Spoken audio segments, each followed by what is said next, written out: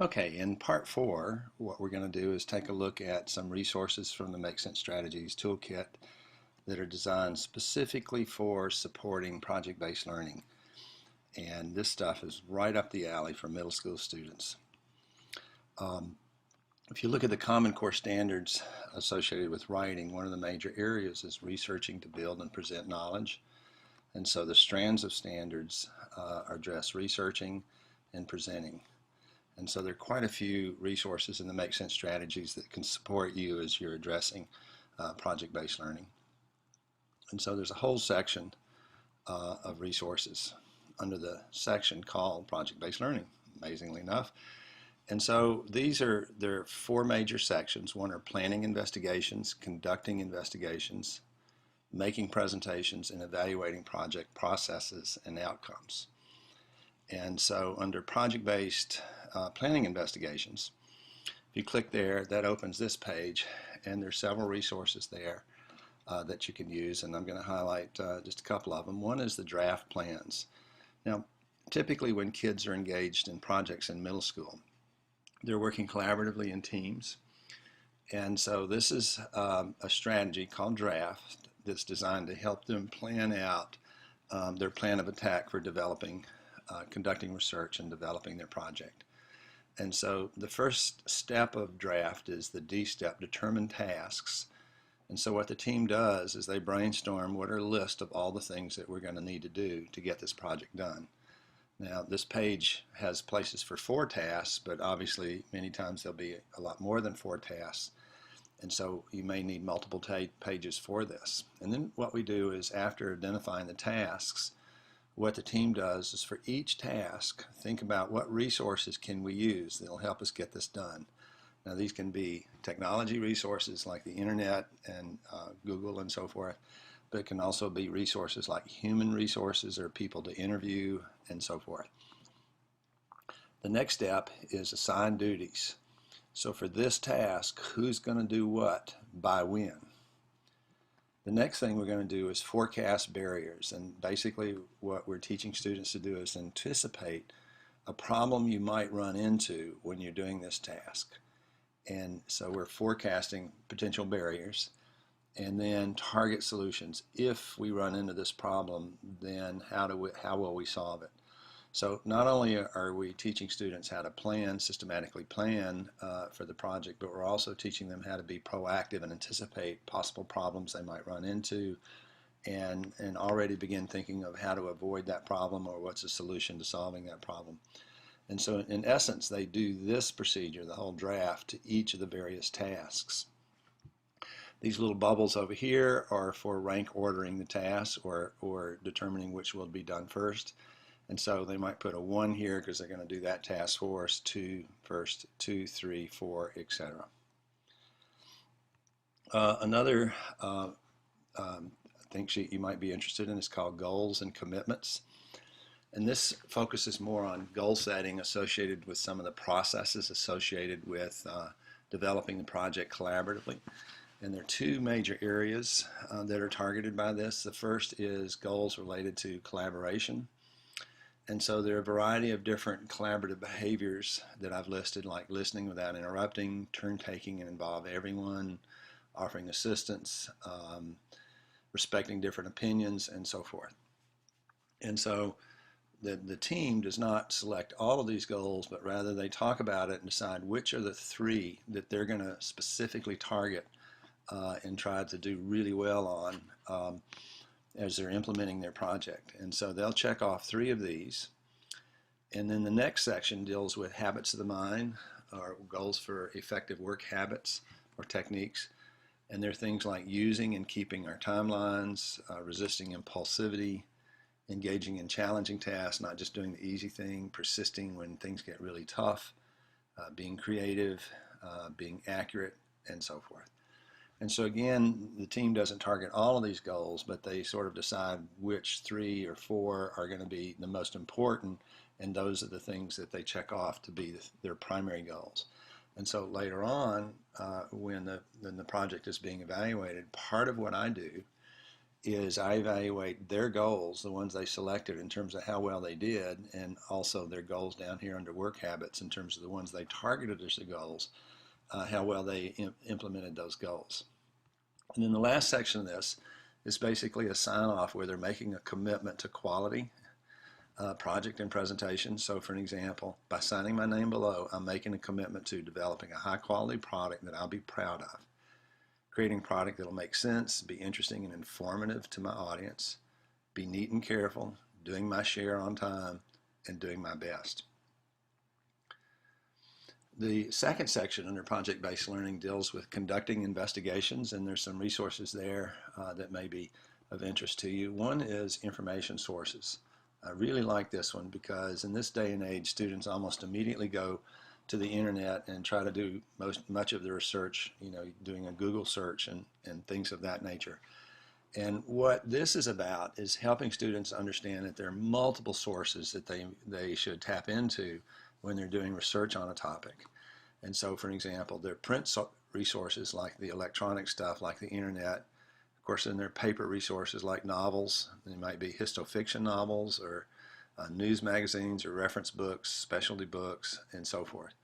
But there are also human resources like interviewing experts on a topic or having somebody demonstrate new ways of using a technology or a program or something like that. There are media resources like movies, videos, or info videos, documentaries, and that sort of thing. And there are also experiences like places to visit, like libraries or a factory or a business or something related to your topic, like service organizations like the Red Cross office, etc. And there are also things to do like trying something out or observing and that sort of thing. And so the idea is to break out of just the Google search mentality and look at multiple resources. And so this is what are the actual research topics and questions that they hope to answer about those topics, and pair it up with different resources that they might use to find information that will answer those questions. In terms of making presentations, there's several here that might be of interest. And what you're going to see is material on project-based learning that really drills down and gets to some of the metacognitive aspects or the process of thinking through how do you make a really good presentation and so forth. And it takes the students way beyond the traditional stand up in front of the room with note cards and talk to the audience, because what we're doing is we're really teaching them how do you think deeply about effectively communicating during your presentation. And so this first one is a presentation goals sheet.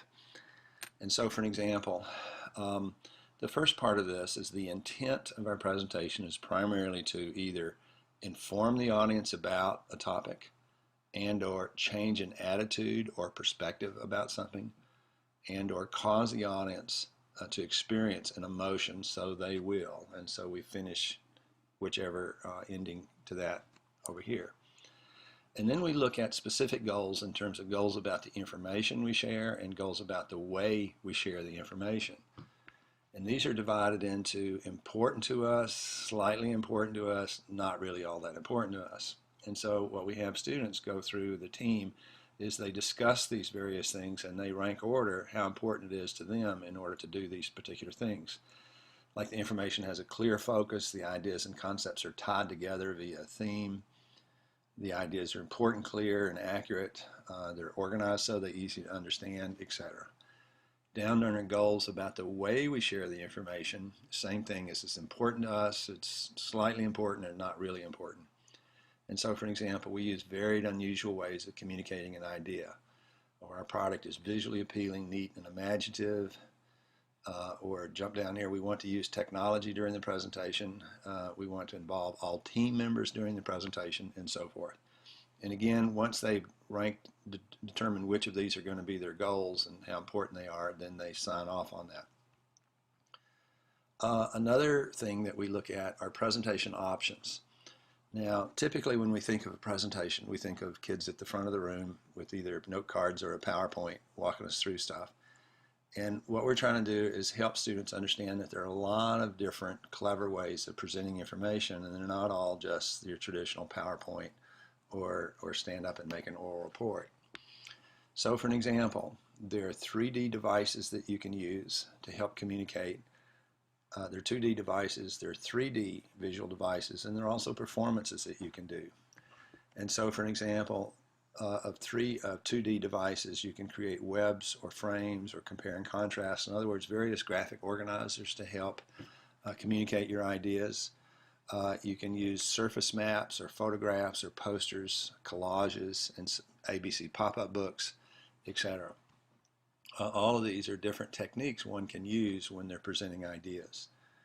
Three-dimensional visual devices are, for an example, creating a model and then explaining it, or collecting samples of things or artifacts and that sort of thing. There are also written documents. Now, typically when we think of written documents, we sort of typically think of like the 5-paragraph essay. But there are other ways of doing that. So for example, having students actually take the factual information and actually create a histofiction story based on the facts and write the story including the factual information.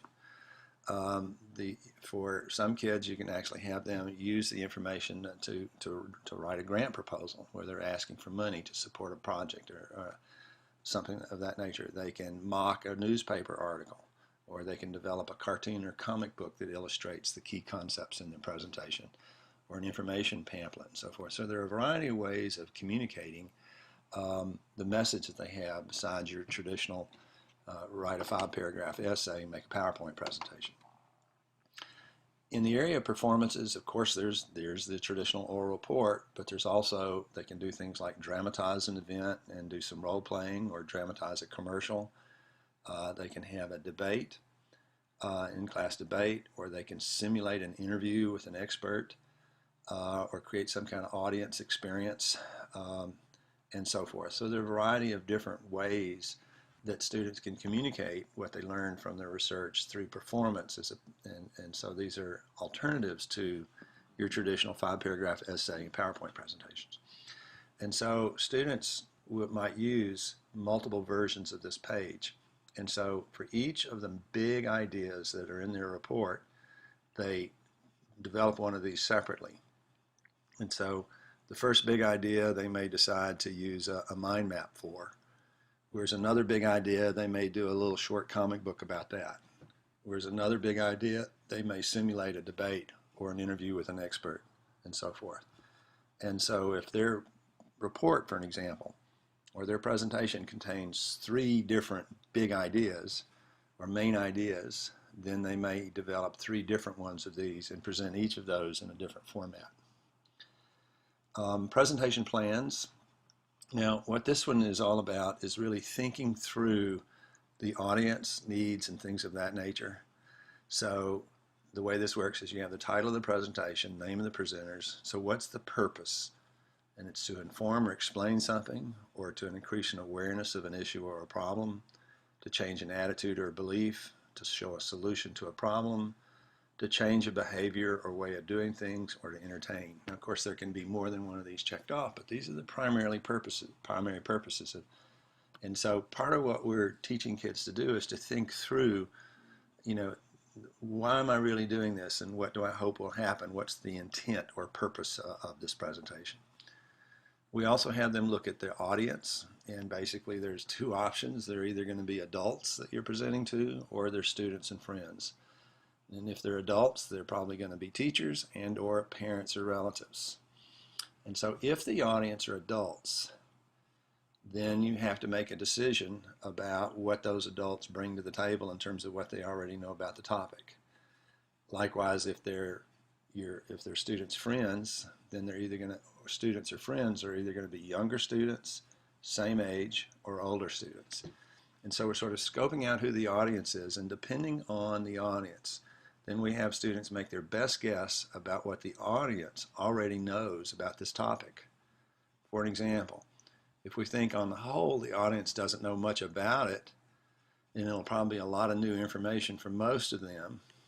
The implications of that is, therefore, we'll need to focus on describing the big picture basics and avoid a lot of technical language. If, on the other hand, this audience will have some background knowledge about the topic, but probably won't know a lot of specifics, but they may have some misunderstandings about the topic, therefore we'll need to Provide an overview of the big picture, identify common misunderstandings and myths, and be sure to define the technical terms.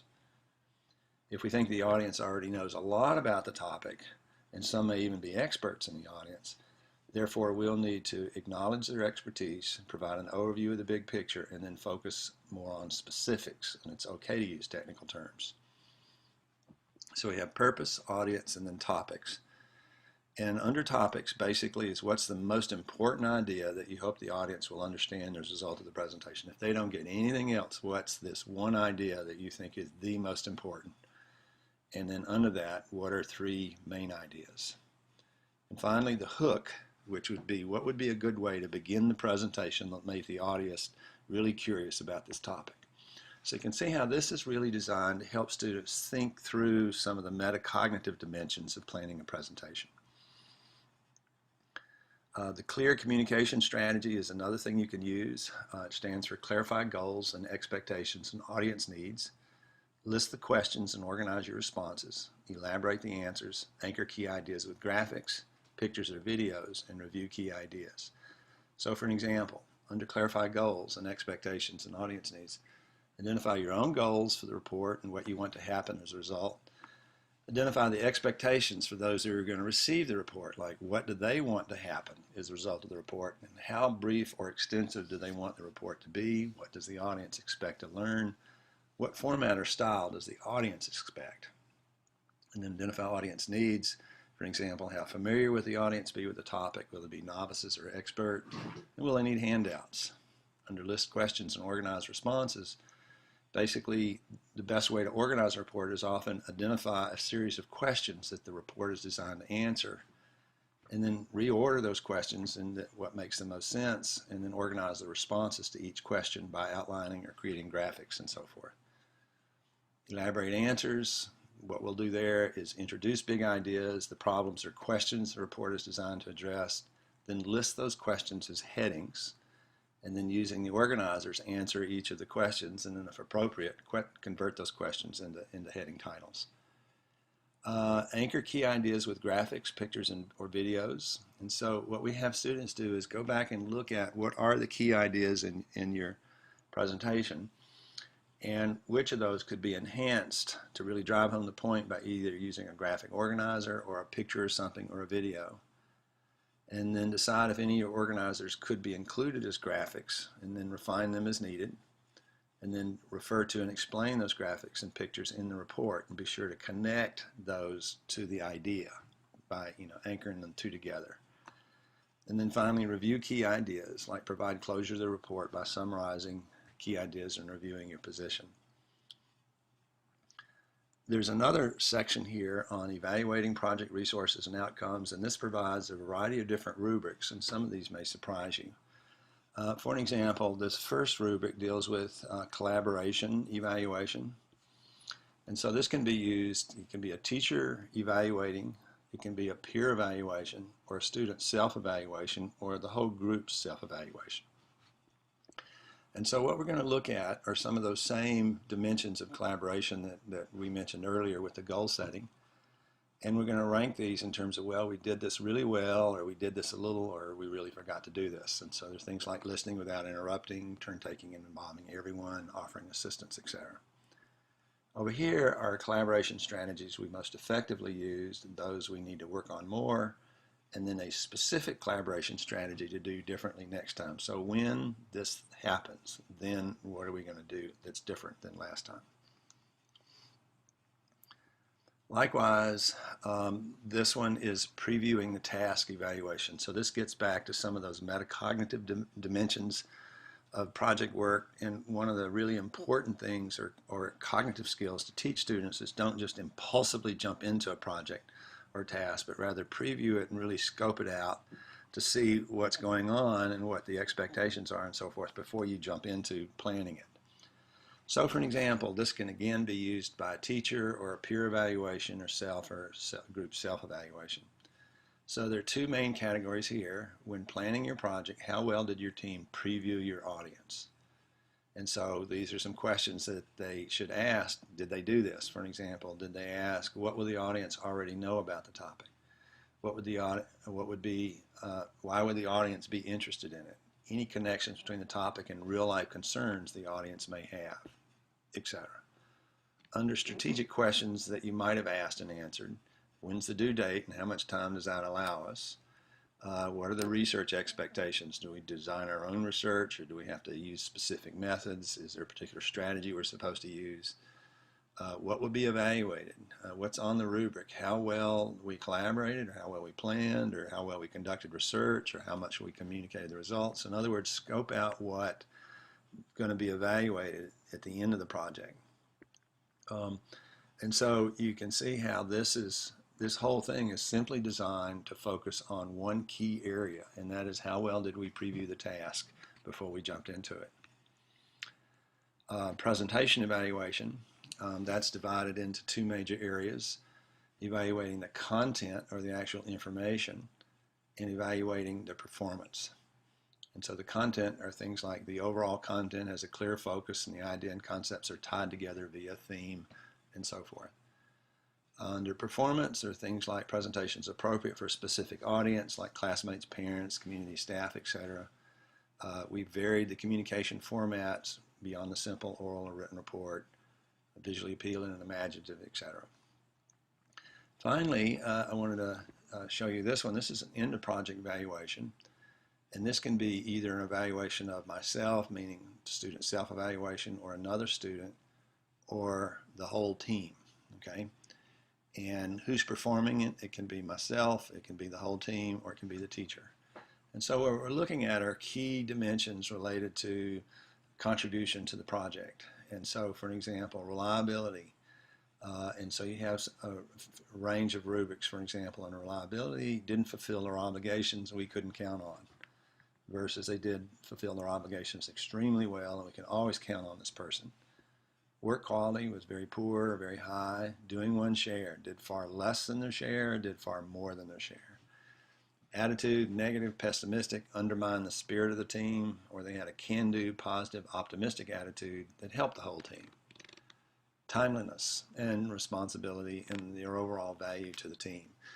And so usually we think of these evaluation instruments as outcome-oriented. They're things we do at the end of the project. One of the first things that I'll do is I'll introduce this rubric at the very beginning of the project and use this not so much as an evaluation instrument as a method for discussing what are the elements that go into being a good team member and the kinds of things that people are looking at when they're thinking of you in terms of how valuable you are as a team member.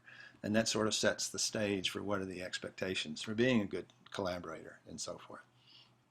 So those are just some highlights of some of the resources from the Make Sense strategies that address project-based learning.